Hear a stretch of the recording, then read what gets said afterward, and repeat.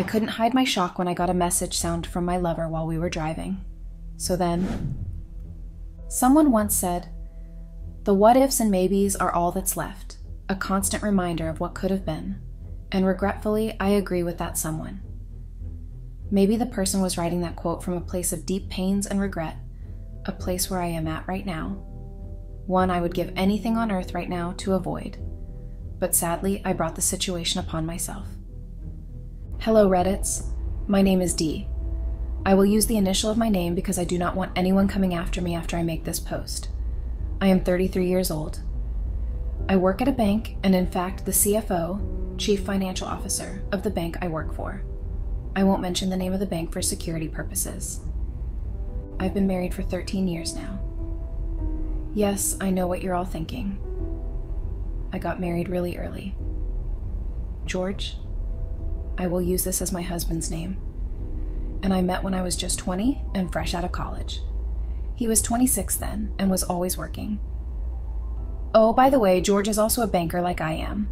I fell in love deeply with George, and we wasted no time and got married as quickly as possible despite all opposition from both his parents and mine, ... In fact, my parents cut me off totally believing that I wasted their whole efforts of sending me through college. Honestly, I understand them now because then, George was only a clerk at the bank and was merely surviving on a measly salary. But at that age, we've all made stupid decisions, so don't blame me. Well, George and I got married, as I stated earlier, within months of meeting, and luckily enough for us, or should I say for me, I got a job at the same bank where George was working. Our first 3 years of marriage was very amazing. George was in fact the sweetest husband one could ever pray for. He was caring, attentive, supportive, and despite his little earnings, he always made sure he took me out on surprise dates, sometimes dinner when we finished early from work, and buy me gifts. No, we had both agreed on not having children before we got married, and we believed we were both still too young to have kids, and that it would affect our careers. Everything was going so well for us until then, it just wasn't. I think everything started 4 years into our marriage. George was promoted at work, and I honestly felt really happy for him. Okay, I won't lie, maybe I was a little jealous. I mean, I was clearly the more intelligent one amongst us. I'm usually helping him with his work whenever he had to bring them home, and I helped him secure a huge contract with a big client who was my college friend back in school. George was lacking behind on targets, and I hated the way the boss kept yelling at him in his office and how distressed he'd be when he was home and would barely give me any attention. So when I got the call from my college friend that he wanted to invest, and since he knew I was the banker in our friendship, he wanted it to be me who helped him out with the whole thing. I do not want to bore you with the whole details, but I pleaded with my friend to let my husband be in charge, and he reluctantly agreed. I don't think I could ever forget that night. It was the best night of my life in our marriage, the day George got promoted at work. He came bearing gifts, and there were lots, mind you. And we made love that night. It was the best we ever had. The admiration in his eyes, his tender touches and loving. It was all amazing. I was happy that I could give him that. And so after that, every important deal that I got, I gave him, since it always made him happy. Until one fateful night. Our bank decided to celebrate its 10th year anniversary massively, and so that automatically meant award night. I was giddy with excitement, not for myself but for him, George, because I knew he was going to be awarded, going by the rumors in the office. I specially dressed my husband that night in anticipation of that night. I personally took care of the suit he wore that night, his hair, and carefully selected his shoes. I paid less attention to myself because I knew he was going to be the center of attention, so I had dressed almost casually that day. Imagine the surprise I got when I was named the best worker of the year and I had to go up to receive a medal. Apparently, my friend and most clients I'd gotten across to my husband were always singing my praises and were usually telling my bosses that I was the one who brought them on. Shockingly, I was given a promotion and a medal that night. That was probably when it all started. Because when we had gotten home that night, George, a little tipsy, had angrily blurted out that I made him look like a fool, and when I asked him how I could have done that, when I didn't even know the event would have turned out. He accused me of not dedicating the award to him, but I dedicated it to my bosses, and me, shocked and angry and feeling hurt about his statement towards my achievement, replied, and said he wasn't deserving of it. Well, let's just say I ended up apologizing several months for that slip-up. George wouldn't touch me after that. He barely made conversations with me, only spoke when necessary, came home late with excuses of work, forgetting we both worked in the same place, or that he met up with friends. I didn't complain because I knew I was at fault and tried everything to get back the man I used to know. Everything went back to normal on our 5th-year anniversary when he had come home bearing gifts and apologizing for his behaviors in the past. We made up, and I was so happy and caught up in the moment I forgot we didn't use any precautions, and I didn't bother with a morning after pill. Yeah, it ended up the way you think it did. I got pregnant, and I was really horrified by the idea of having a kid. Then just 5 years into our marriage, I told George about it. He wasn't pleased, nor was he panicking, and asked me what I wanted to do with the baby, if I wanted to keep it or not. And then I realized I couldn't. We were, me especially, at the peak of our careers, and I couldn't ruin things for myself now and then again. George was earning enough, but not so much as for 3 people, since he insisted I keep my money and let him handle our financial lives. When I told him about my decision not to keep the baby, he didn't object, just went along with it. I had felt guilty after that, but I eventually shrugged it off as nothing. Besides, I could get pregnant later and have a baby, but I couldn't build my career again if it ended now because of a baby. My mom had always said back home when I was a child that a baby always takes off the remaining part of your life once you've had them, and honestly, I didn't want that for myself. Everything went on okay after then. George was back to the loving man I knew, and we were happy. Well, yeah, it didn't last as the 7th year of being married as I got promoted at work again. It didn't seat in well for George, I guess, because he didn't come home for days, and when he eventually did, he didn't talk to me. I tried everything, from setting up romantic dinner dates at home to sexy nightwear to everything else. He just wasn't interested. I tried holding conversations to sort it out, but it just ended with him shouting and getting angry with me, and I didn't know what to do. I gave up hope eventually, and it went on for 2 whole years, and eventually we literally became housemates. We related only when necessary and at work as boss and subordinate. Our 11th year of marriage was the turning point in our marriage, or maybe the turning point in my life personally. I met my lover, yes. I got myself a lover, and I was still married. I can call that the most thrilling time in my life. Maybe because George was my one and only boyfriend before we got married, so I didn't get the chance to explore as much as I could have if I hadn't gotten married as early as I did. Don't blame me for it. George wasn't exactly forthcoming with romance in our relationship, and I guess I became lonely and unhappy. Let me tell you how I met him. We were to hold a seminar and also recruit new staff from there, so it was a 2-in-1 thing. As one of the bosses, I was appointed to give a seminar talk, and I was very confident about it. It went well, and it was a huge success as we had different applicants to our bank. I was personally approached by applicants to ask questions. I was clearly enjoying myself that I didn't even look to George's direction once. And yes, George was also there. I remember clearly that day what he said. "You look too young and beautiful to be as successful as this." Yes, it was him. John, not his real name, but I'll name him that just for this post. He was clearly young and handsome, but certainly not the type to turn heads at first. I don't exactly remember the response I gave him because I was clearly offended by the statement he made. I've been accosted at different times by different people, and even my own husband, that I was either using money or my body to acquire the position I had. So I had grown defensive unconsciously. But I remember his next response turned the frowns into a grin, and we went on talking. Mostly I was the one doing the talking, and he was just nodding his head and asking a few questions, giving his own opinions here and there. I guess I liked that. Because I was used to people, by people I meant mostly George, arguing and refusing to let my opinion be heard, so it was a nice space to be in. We got interrupted that day by another person who wanted to ask me a question, and I had to eventually leave to attend to my other duties, so I had forgotten about him already. Until 2 months later, he was posted to our branch. It had been a pleasant surprise seeing him, and I was honestly pleased because he was a hard worker, and within a month working there, everyone approved of him and liked him, especially me. I don't know exactly what attracted me to him, but I just felt drawn to him. Maybe it was his easy smiles or the way he spoke. I guess he reminded me of George in those early years when he was wooing me. He was 24 then when we met, and believe me, I tried to resist him because I was obviously married, even though my marriage was, even as at that time, hanging on a thin thread. I fell for John. He was fun and exciting and celebrated my achievements every time. It was very clear he admired me, and he made sure I knew that every time. I tried everything that I could to hide my feelings for John at work and at home, but it became especially hard when he invited me to a romantic dinner under the pretense of being confused about a work-related issue. I had fun, I won't lie. He made me laugh, and I couldn't remember how many times I blushed that night.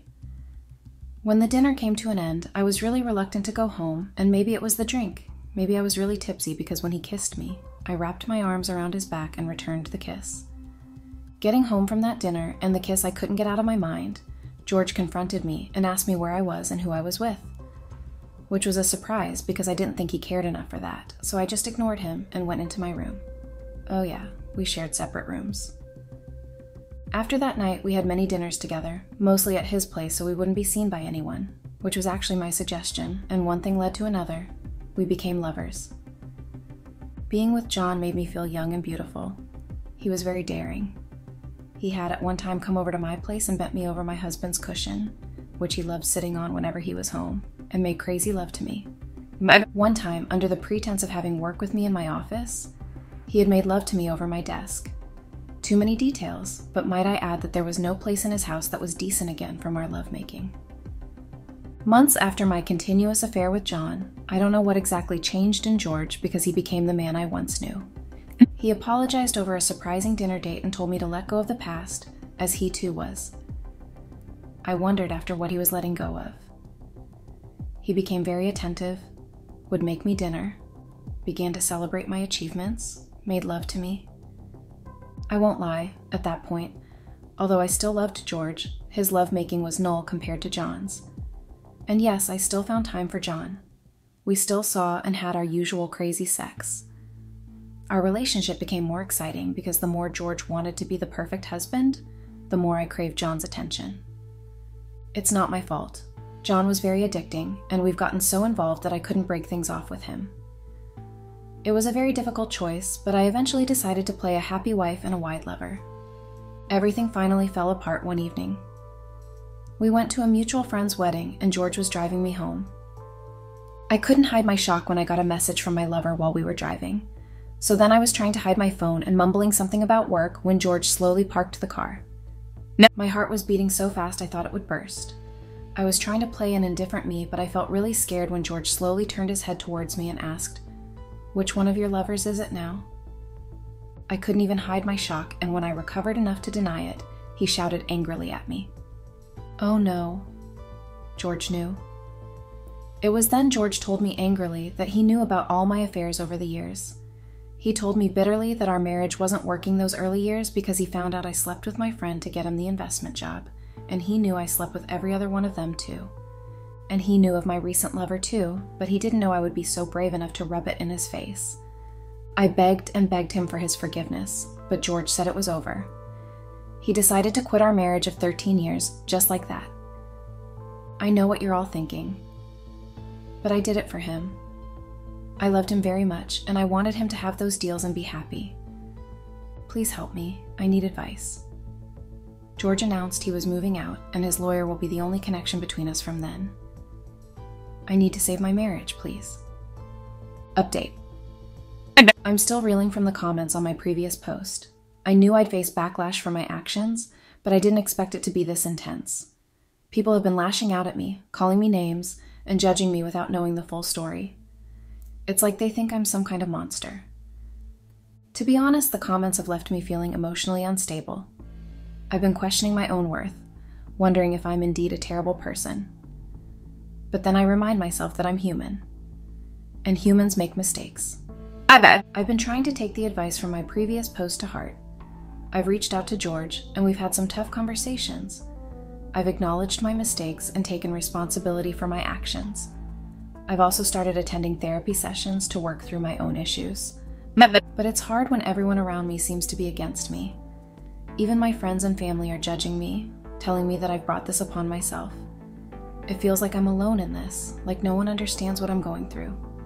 I know I'm not perfect, and I've made mistakes, but I'm trying to learn from them, to grow and become a better person. I wish people could see that, and could understand that I'm not just a cheater, but a complex person with flaws and weaknesses. I guess what I'm trying to say is that I'm still struggling. I'm still trying to pick up the pieces of my shattered life, and I wish people could be kinder, more understanding. And I keep thinking about why I did what I did. I keep wondering if I was just blind or if I was truly trying to help. The truth is, I did it all for George. I thought I was making him happy, helping him succeed. I didn't realize that with every deal I secured, every client I brought in, I was slowly breaking him. I remember the way he used to look at me, with admiration and gratitude. I thought that's what love was, making each other happy, supporting each other's dreams. But now I see it was all a facade.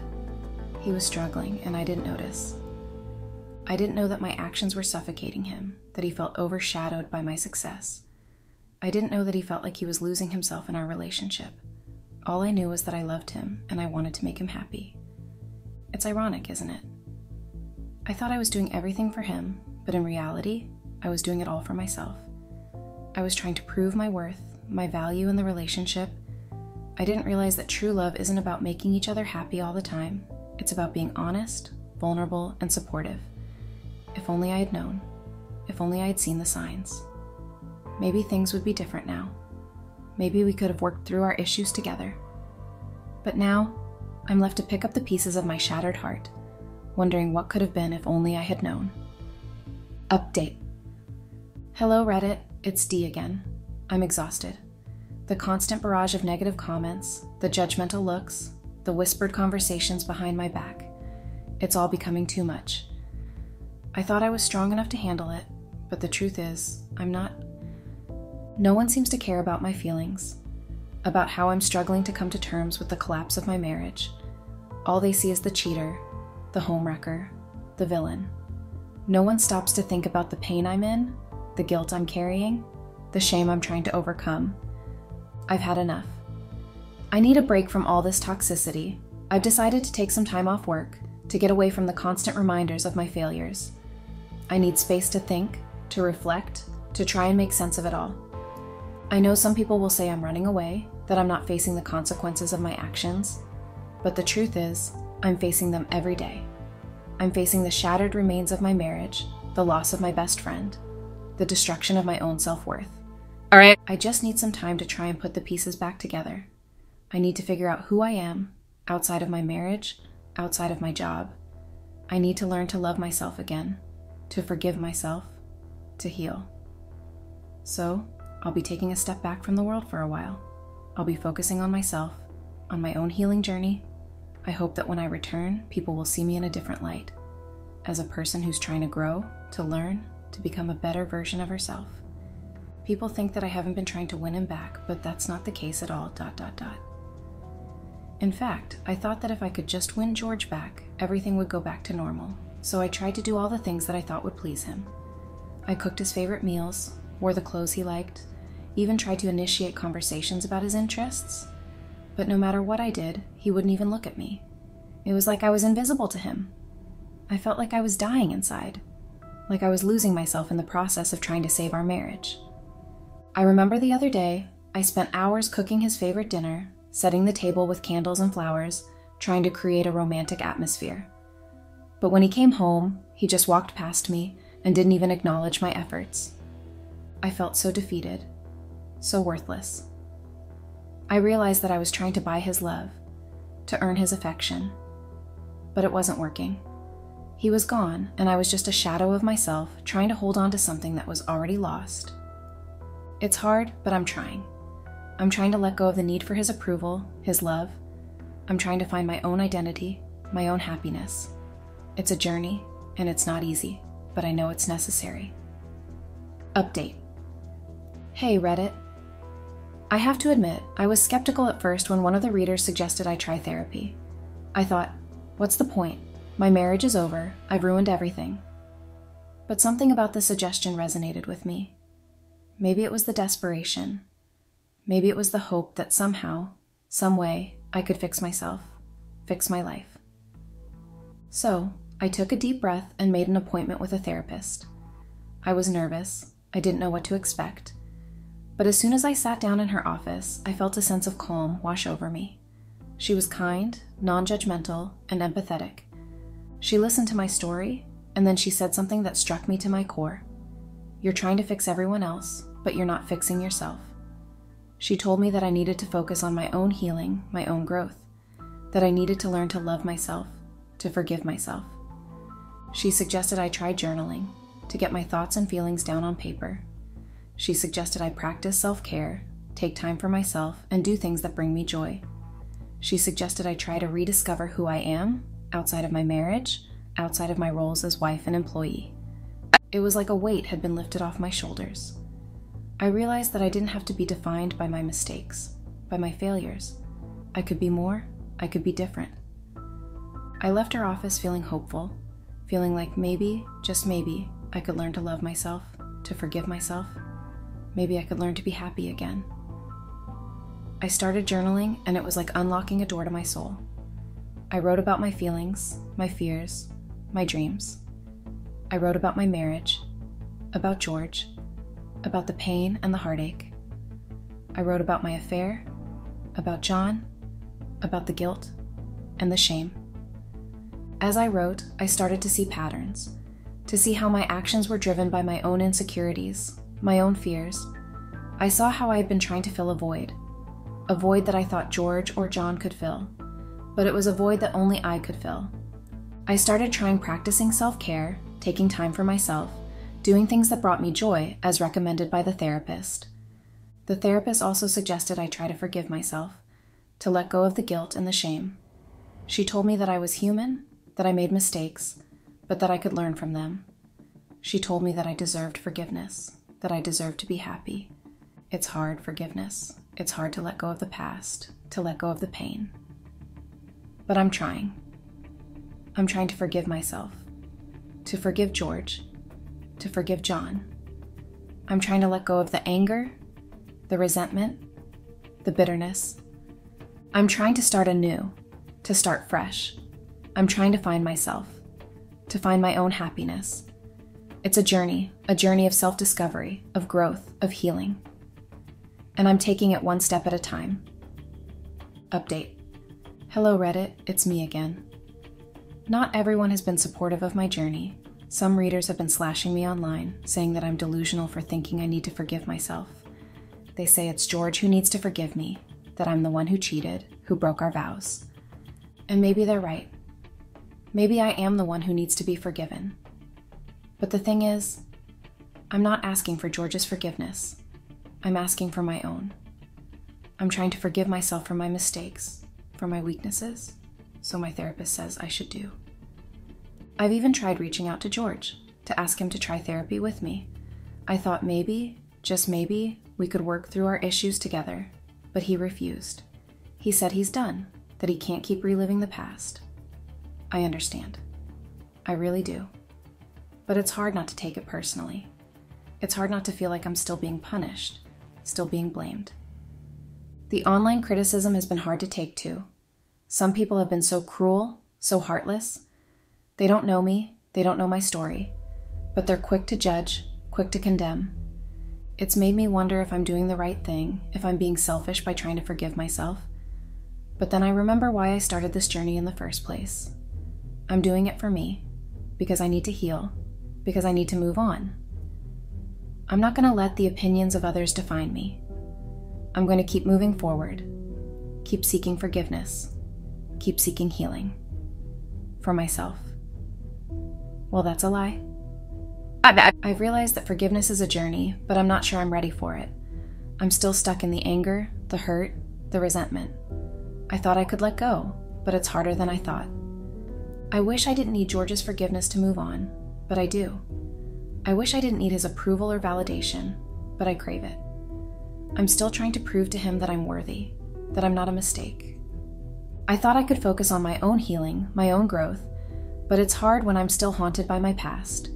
I'm still trying to rediscover who I am outside of my marriage, outside of my roles as wife and employee. But it's hard when I feel like I've lost myself completely. I thought I could find my own identity, my own purpose. But it's elusive. I feel like I'm just going through the motions, trying to survive rather than thrive. I regret not being stronger, not being wiser. I regret not being more careful with the hearts of those around me. I regret not being able to make it work. I know I still have a long way to go, but I'm not sure I have the strength to keep going. I'm not sure I can face the consequences of my actions. I'm not sure I can forgive myself. I'm not the same person I was a year ago, but I'm not sure I'm better. I'm still broken, still battered, still bruised. I'm still trying to pick up the pieces of my shattered heart. I'm not grateful for the journey, not yet. I'm still trying to find the lessons learned, still trying to find the growth. I know I'll always carry the scars of my past with me, but I'm not sure I can see them as a reminder of my strength, my resilience. Not yet. Update. Hello, Reddit. I know my posts have been getting too much, but I just wanted to update you all on everything happening now. Yes, George and I are officially divorced. I know I deserve it, and he's probably in a better place now. He's left the town entirely and transferred to a location I know nothing about, but that's probably for the better. I wish I'd started rebuilding my relationships with my loved ones sooner. I wish I'd earned back their trust and respect before it was too late. But I didn't, and now I'm left with the regret of what could have been. My friends and family have been supportive, but I can tell they're still hurt by my actions. They've told me when I've messed up, when I've been selfish, and it's hard to hear. I wish I could go back and do things differently, but I can't. I've tried to explore new hobbies and interests, but nothing seems to fill the void left by my mistakes. I've tried to find joy in things outside of my marriage, outside of my roles, but it's just not the same. I'm not happier now. I'm just more numb. I'm not more fulfilled. I'm just more exhausted. I know I still have bad days, and I don't know how to deal with them. I'm still stuck in moments of doubt and fear. I know I'm not perfect, and I know I'll make mistakes again, but I'm not okay with that. I'm not okay with being human, with being weak. I'm just regretful of the choices I made, of the pain I caused. Honestly, I'm not grateful for this journey. I'm just relieved it's over. I'm not excited to see what's next. I'm just anxious. I know there will be challenges ahead, and I don't know if I'm ready. I don't know if I can face them head on. I'm just trying to survive, to make it through each day without too much pain. I'm not living my life, I'm just existing. And it's a regret that I'll carry with me for the rest of my life. Update. And then there are the people who ask about John. They want to know if I've broken things off with him, if I've ended the affair. They want to know if I've finally come to my senses and realized that I was wrong to cheat on my husband. At first, I didn't know how to answer that question. I didn't know if I was ready to let go of John, of the feelings I had for him. I didn't know if I was ready to face the consequences of my actions. But the more I thought about it, the more I realized that I had to end it. I had to end it for myself, for my own healing. I had to end it because I knew that I couldn't keep living a lie, couldn't keep pretending that everything was okay when it wasn't. So I did. I ended things with John. It was hard, but it was necessary. It was like ripping off a Band-Aid, painful, but ultimately liberating. I remember the day I ended it with him. I was nervous, my heart racing with anticipation. I didn't know how he would react, if he would be angry or sad or relieved. But as I told him that it was over, that I couldn't keep doing this anymore, I felt a weight lift off my shoulders. I felt like I could finally breathe again, like I could finally be myself again. It wasn't easy, of course. There were still feelings there, still emotions that I had to navigate. But I knew that I had made the right decision, that I had done what was best for me. John didn't take it easy, though. It started affecting his work so badly that the bank had to let him go, and I didn't see him after that. And it was better that way, right? Maybe. I don't know anymore. It's been a few months now since I ended things with John, and I'm still trying to pick up the pieces of my shattered heart. I thought I was strong, but I was wrong. I thought I was capable of moving on, but I'm still stuck in the past. I'm consumed by regret, by thoughts of what could have been if I had made different choices. I wonder what would have happened if I had stayed with John, if I had fought for our relationship. I wonder what would have happened if I had been honest with myself, if I had confronted my own flaws sooner. I'm not proud of myself, I'm ashamed. I'm ashamed of my weakness, my cowardice. I'm ashamed of the pain I caused, the love I lost. I thought I was growing, changing, but I'm still the same person I was a year ago. I'm still stuck in my ways, still afraid to face my own emotions. I'm still living in a state of emotional numbness, still denying my own flaws. I'm not ready to face whatever comes next. I'm still trying to survive the present. I'm not ready to start anew. I'm still trying to make sense of the past. I'm not grateful for this journey. I'm still trying to find a way out of the darkness. I'm not grateful to be me. I'm still trying to find myself. I'm not grateful to be alive. I'm still trying to find a reason to keep going. Update. Hey Reddit, this is regretfully and satisfactorily my last post on this app. I'm not sure where to start or how to put into words the emotions I'm feeling right now. All I know is that I'm left with a deep sense of regret and longing. I regret the choices I made, the pain I caused, and the love I lost. I regret not being stronger, not being wiser, and not being more careful with the hearts of those around me. To those who supported me, I'm sorry for letting you down. I'm sorry for not being the person you thought I was. I'm sorry for not being able to make it work. To those who hated me, I understand. I hate myself too. I hate the mistakes I made and the pain I caused. I'm not the same person I was when I started this journey. I'm broken, I'm battered, and I'm bruised. I'm left to pick up the pieces of my shattered heart and try to make sense of it all. I don't know what the future holds, but I know I'll be carrying this regret with me for a long time. I hope that someday I'll be able to find some measure of peace, but for now, I'm just trying to survive. Thank you for being part of my journey. Goodbye for now, and thank you.